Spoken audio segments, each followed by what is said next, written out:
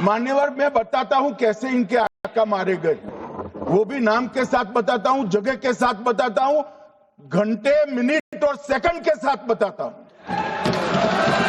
मान्यवर मैं तो अपेक्षा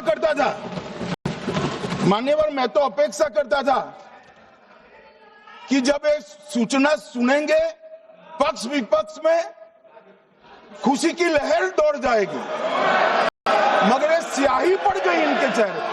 ये क्या है मान्यवर, किस तरह की पॉलिटिक्स? भाई आतंकवादी मारे गए, आपको इसका भी आनंद नहीं है?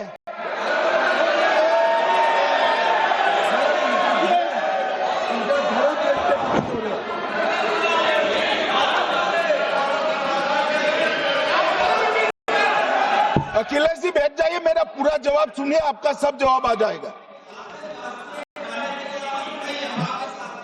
भाई आप आतंकवादियों का धर्म देखकर दुखी मत होइए।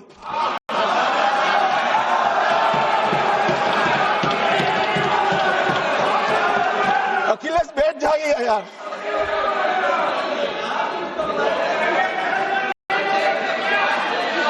अखिलेश जी बैठ जाइए। मान्यवर किसी को संशय रखने की जरूरत नहीं है, बैलिस्टिक रिपोर्ट मेरे पास है, मेरे हाथ में है, और 6 वैज्ञानिकों ने इसको क्रॉस चेक किया है।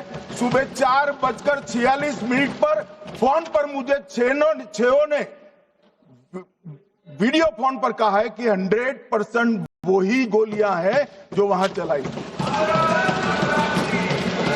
मान्यवर ये हमारे देश की सेना, सीआरपीएफ और जम्मू कश्मीर पुलिस, ये तीनों का एक साझा बहुत बड़ा कामयाबी है, जिस पर 140 करोड़ को नाज होना चाहिए, देश की जनता को नाज। मान्यवर मैं तो गया था वहां पर, जब ये घटना हुई दूसरे दिन इनके परिजनों को मिला था। 6 दिन की शादी वाली बच्ची विधवा होकर मेरे सामने खड़ी थी। आज तक मैं वो दृश्य नहीं भूल सकता। मगर आज सारे परिजनों को मैं कहना चाहता हूं कि मोदी जी ने ऑपरेशन सिंदूर से भेजने वालों को भी मारा, और हमारे सुरक्षा बलों ने जिनको भेजा था उनको भी मारा, और एक ऐसा सबक सिखाया है कि आने वाले कई दिनों तक कोई ऐसी हिम्मत नहीं कर पाएगा। मान्यवर मैं थोड़ा एनआईए की जांच के बारे में भी बताना चाहूंगा। मान्यवर जिस दिन लश्कर-ए-तोयबा ने और इसके आउटफिट टीआरएफ ने इसकी जिम्मेदारी ली, उसी दिन हमने तय कर लिया था कि ये जांच एनआईए को सौंप दी जाएगी, क्योंकि एनआईए आतंकवाद के केसों की जांच के लिए, वैज्ञानिक तरीके से जांच करने के लिए और सजा कराने के लिए महारत हासिल की हुई विश्व मान्य एजेंसी है, जिसका सजा कराने का दर 96% से ज्यादा है। मान्यवर हमने तुरंत ही इसकी जांच एनआईए को दे दी। हमने पूरी व्यवस्था की, सेना, बीएसएफ, सीआरपीएफ और जम्मू कश्मीर पुलिस ने कि लोग देश छोड़कर भाग न जाए, और मान्यवर इसकी जांच की शुरुआत हुई। एक थकाने वाली बहुत लंबी जांच हुई है।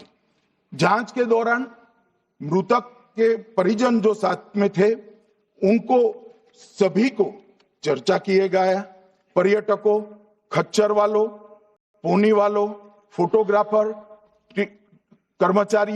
कर्मचारियों, विभिन्न दुकान में काम करने वाले लोगों, कुल मिलाकर 1055 लोगों की लंबी 3000 घंटे से ज्यादा पूछताछ इंफॉर्मेशन के लिए की गई, और इस सबको वीडियो पर रिकॉर्ड कर दिया गया, और बाद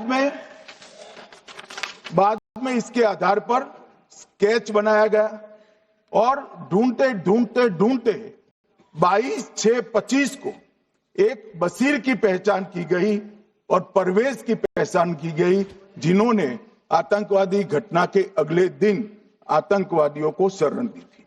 उनको अपने ढोक में रखा था। वो दोनों को गिरफ्तार कर लिया गया, अब वो हमारी कस्टडी में है। दोनों अपराधियों ने, गिरफ्तार अपराधियों ने खुलासा किया कि 21/4/25 की रात को 8 बजे 3 आतंकवादी बेसरन से लगभग 2 किलोमीटर दूर स्थित परवेज ढोक में आए थे। आतंकवादियों के पास AK-47 और M9 कार्बाइन थी। जो 2 आतंकवादियों ने काली पोशाक पहनी थी और एक ने छद्म वेश किया था। खाना खाया, चाय पी और ढोक से निकलते वक्त कुछ खाना, नमक, मिर्च और मसाले लेकर वो चले गए। मान्यवर, उस वक्त हमने जिन खोखो को रिकवर किया था, इसको हमने चंडीगढ़ FSL में टेस्टिंग के लिए भेज दिया और जब चंडीगढ़ FSL में टेस्टिंग के लिए भेजा गया तो वही राइफल से एप्को आतंकी हमला हुआ था, वो भी निश्चित हुआ। तो आज इसके साथ साथ दूसरे एप्को आतंकी हत्या को अंजाम देने वाले आतंकियों का भी इसके साथ ही समाप्ति हुई है, उनको मार दिया गया है। मान्यवर, और इसके बाद में स्केच बनाया गया। गिरफ्तार किए गए दोनों आरोपियों की माता जो थी, उन्होंने ये तीनों आतंकियों के मृतदेहों को पहचान लिया है। दोनों आतंकवादी घटना में साथ लेने वाले उनके साथियों ने भी पहचान लिया है और अब उसकी FSL की पुष्टि भी आज सुबह 4 बजे हो गई थी। अब मैं जांच का पूरा ब्यौरा बताना चाहता हूं। मान्यवर, ये हमले में 3 पाकिस्तानी आतंकवादी थे। हमले में 2 AK-47 और 1 M9 कार्बाइन का प्रयोग किया गया था और अब जो पकड़े गए हैं, इसके सुलेमान के कारण एप्को का मामला भी आज रिजॉल्व हो रहा है और आतंकवादियों को पनाह देने वाले 2 स्थानीय लोगों को भी इस केस में पकड़ लिया गया है। अब मान्यवर, कल पूछते थे कहां से आए, कहां गए, किसकी जिम्मेदारी है। भाई, जिम्मेदारी हमारी ही है, हम सरकार में है, हमारी ही जिम्मेदारी। मगर मैं पूछता हूं, जब आप सरकार में थे तब क्या क्या हुआ था, इसकी जिम्मेदारी किसकी थी और क्यों निर्वहन नहीं किया, वो भी बाद में पूछूंगा। जरा धीरज से सुनना। मगर मान्यवर, मुझे एक बड़ा दुख हुआ। कल इस देश के पूर्व गृह मंत्री चिदंबरम जी ने सवाल उठाया कि क्या प्रूफ है कि ये आतंकवादी पाकिस्तान से आए। और मान्यवर, कब उठाया? जब संसद में चर्चा होने वाली थी। क्या कहना चाहते हैं चिदंबरम साहब? किसको बचाना चाहते हैं? पाकिस्तान को बचाकर आपको क्या मिलेगा? वो ये कह रहे हैं कि और क्या है, मत जवाब दो।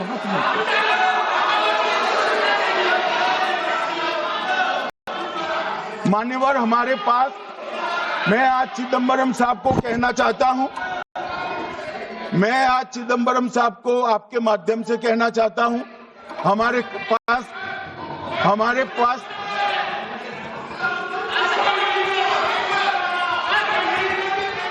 मान्यवर, हमारे पास प्रूफ है, वो भी मैं सदन के सामने रखना चाहता हूं कि तीनों पाकिस्तानी थे। 3 में से 2 के पाकिस्तान के वोटर नंबर भी आज हमारे पास उपलब्ध है। मान्यवर, ये राइफलें हैं, ये राइफलें भी हमारे पास उपलब्ध है। इनके पास से जो चॉकलेटें मिली हैं, वो चॉकलेटें ढोक में से मिली, वो भी पाकिस्तान की बनाई हुई चॉकलेट है। मान्यवर, ये कहते हैं कि पाकिस्तानी नहीं थे, इसका मतलब पूरी दुनिया के सामने इस देश का एक पूर्व गृह मंत्री पाकिस्तान को क्लीन चिट दे रहा है।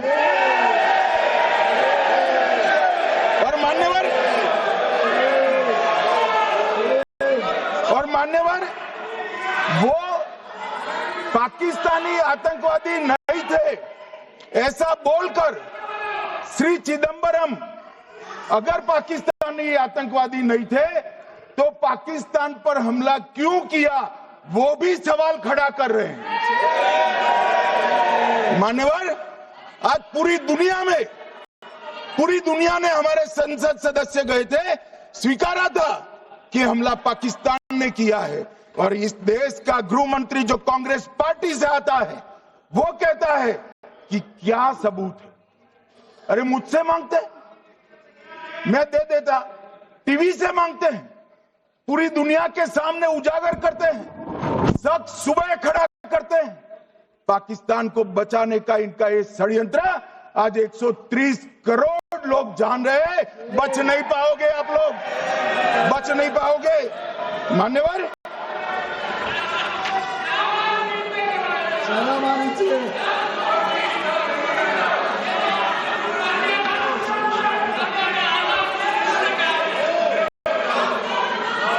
मान्यवर,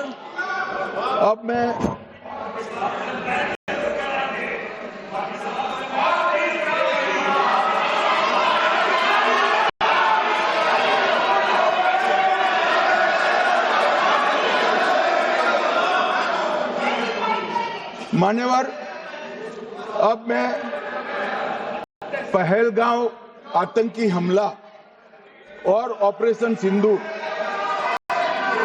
ये दोनों घटनाक्रम के लिए मान्यवर ये अभी से थक जाते हैं।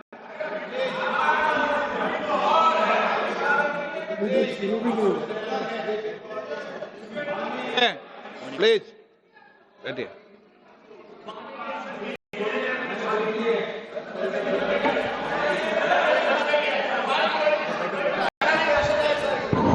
मान्यवर, मैं आपके माध्यम से कहना चाहता हूं, थोड़ा धैर्य रखे भैया, अभी तो शुरू हुआ है, अभी तो शुरू हुआ है। मान्यवर, मैं पहलगांव आतंकी हमला और ऑपरेशन सिंदूर के बारे में पूरा घटनाक्रम बताना चाहता हूं। कल ढेर सारे सवाल उठाए। वैसे तो मुझे लगता था कि कल रक्षा मंत्री जी के भाषण के बाद शायद कांग्रेस पार्टी सपोर्ट में भाषण देना शुरू करेगी और अगर थोड़ी बहुत जनता की इच्छा की परख होती तो वो ही करते, मगर नहीं करा। क्योंकि रक्षा मंत्री जी ने बहुत बारीकी से ऑपरेशन सिंदूर की सफलता, इसकी जरूरियात, इसकी प्रासंगिकता और इसके परिणाम, इसके बारे में बहुत अच्छे तरीके से सदन के माध्यम से पूरी देश की जनता के सामने रखा जाए। मगर फिर भी